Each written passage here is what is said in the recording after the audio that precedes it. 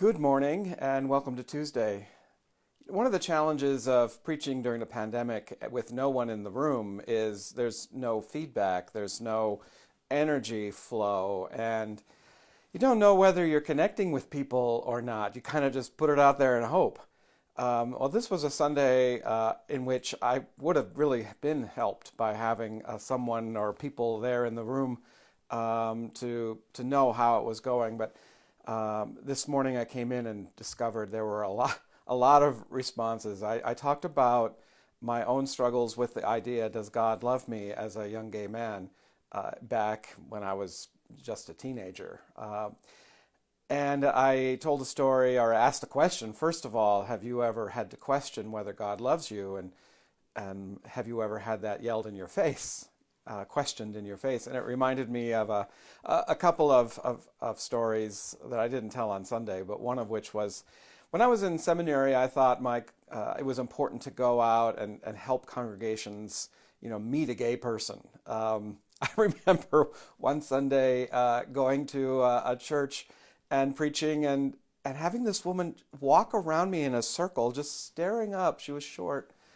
And she said, "I've never seen one of you before." And during seminary, I also went out to churches that were going through an open and affirming process. Again, sort of being a gay on parade, to do homosexual one-on-one, thought that was an appropriate call. And it was at a church in western Wisconsin where a woman did literally scream in my face, "If we accept you, then we have to accept everyone." Kind of the point. And it was after that one, after having done several, that I realized that I was no longer going to put my life up for debate, my worth in God's eyes up for debate. This is not a question for you to answer. This is something I know. And it's really for straight people to figure this out and help one another get through it. And I kind of have that same sentiment about racism as well, that it's not a problem that black people need to solve, but that white people need to solve. It's our white supremacy that is the problem.